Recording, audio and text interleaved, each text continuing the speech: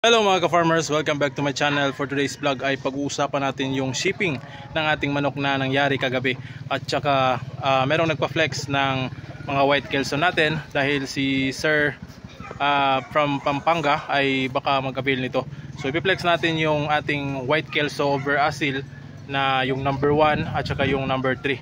So yun ay papakita natin dito mamaya. So kagabi mga ka-farmers ay nag-ship tayo ng manok ng asil patungo sa Lanao del Norte, Bacolod, Lanao del Norte. So kay Ma'am Juliet. So kagabi na ship natin, napadala natin mga around 7 PM. Tapos kinabukasan ay nakuha na ni Ma'am. So ito yung naging reply ni Ma'am sa pag-receive niya sa mga manok na pinadala natin. Alright, tingnan nyo.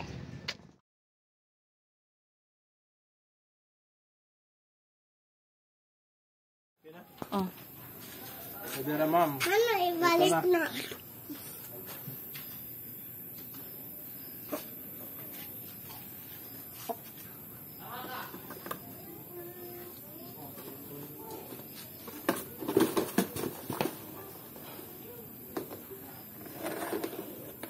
Pasulod ako na ikaw eh.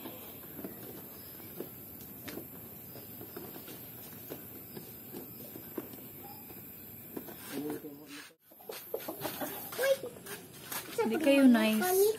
Ito na po yung babae.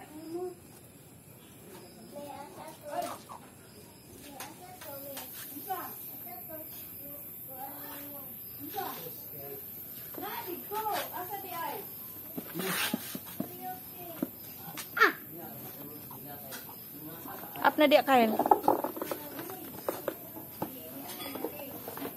Nakabuli.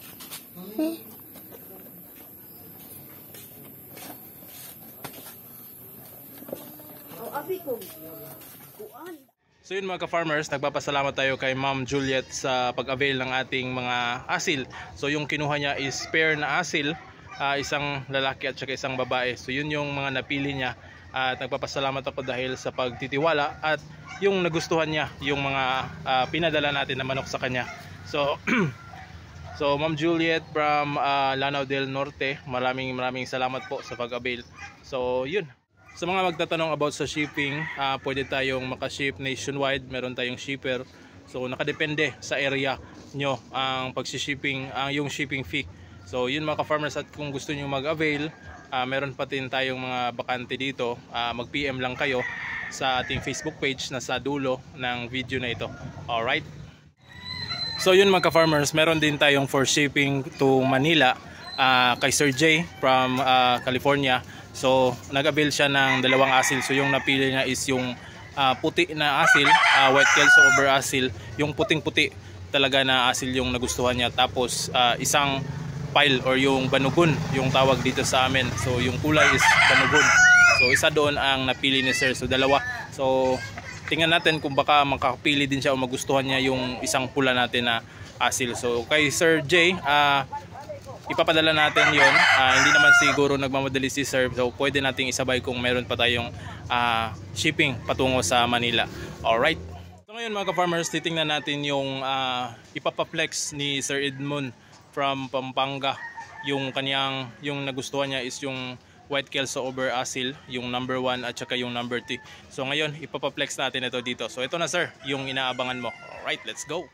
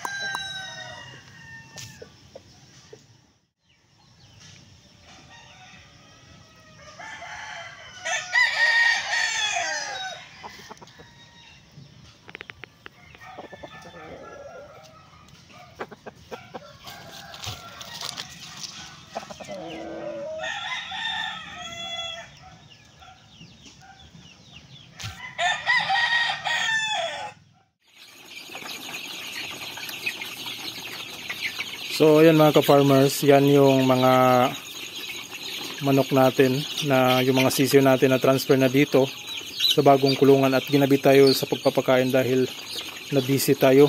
Meron tayong ibang pinagkabibisihan. So yan, kumakain sila. At least kapag hindi natin mapakain ng hapon, pwede tayong magpakain ng gabi dahil meron lang namang ilaw. So goods na ito. At hindi na rin sila masyadong nagsisikipan dito sa loob. Alright, so tubig na lang yung kulang. So kaninang hapon ko pa ito na transfer around 2 or 3 PM. So nilagyan ko ng sako yung ibang gilid nito para hindi giginawin yung mga sisiw natin. So once na stable na sila dyan mga ka-farmers, ay pwede natin tanggalin yung sako para makakalusot yung hangin.